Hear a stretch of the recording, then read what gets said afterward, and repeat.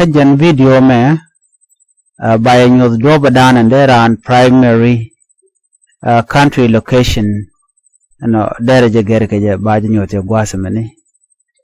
kenyam bana konwe ka profile an ban location dan gor kon ban jo konen location nan titna tama jira mone location adien ajen gor mon wo banyo dikenyam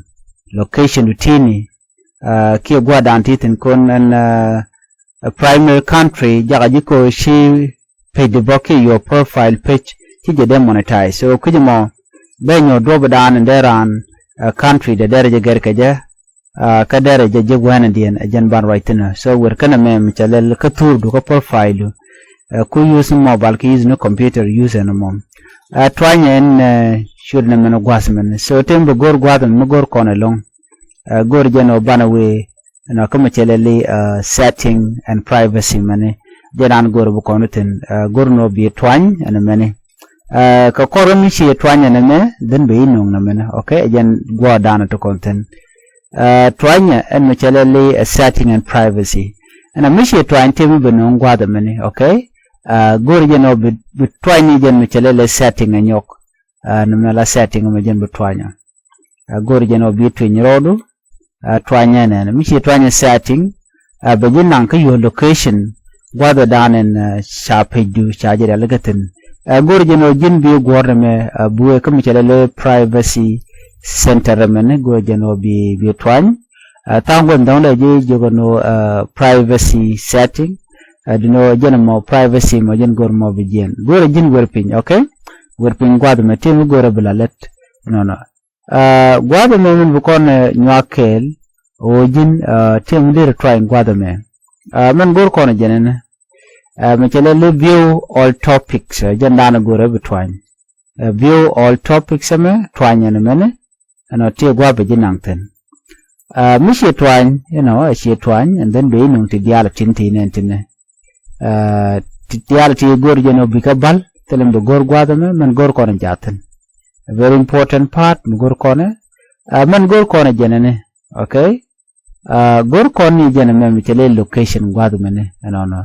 and me janda no gor kono chiko ndir de kokenti but focus on take a location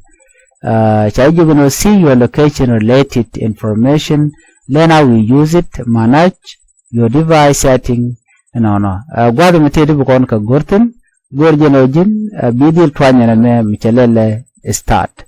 Alam michelele start gorjeno bi twanya, agenda no content ko bi location bi ko langach, no, your primary location. Twanya na me.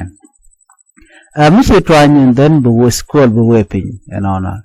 God may team gor corner good. Now, an enemy,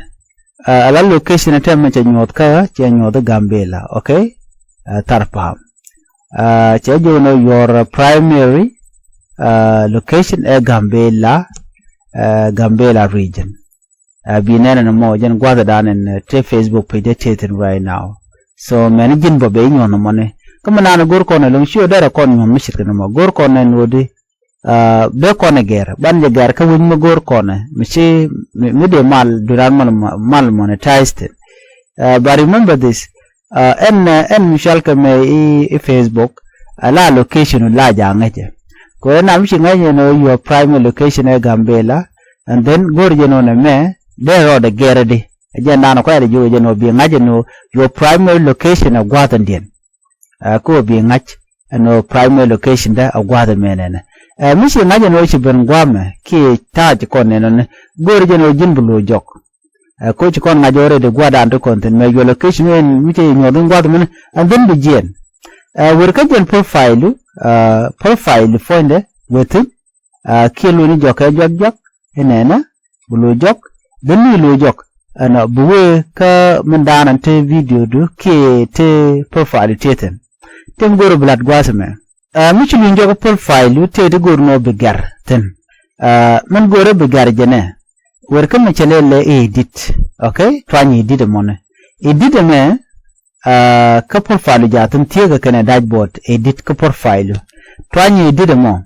michi twani bi ben pin tem goro kon mutual personal detail man gor kon jenen gor ko na me mchelel gwad me personal detail ano tede bu kon ko garten okay miki benten gwaz me bi gor no jin briti bi ka gar bi location ku gwad me bi ka gar this location okay bi ka gar ko bi ka gar ka dor daran gor no de nyot no ka Facebook do ala primary location ke primary country and then bi ke dit gwaz me bi dit gwaz me yo mi chiga yo bi ka gar na me kel another way mi dong diri lel bo diri goro diri dun diri ngai ke jeno wede goro jeno diri nyoglo jog gwata men wer kana me mi chelele ke shoot chike shure no gwata wutin should be twan tem goro bole tin gwata mo ko goro kon ban primary country ban jeger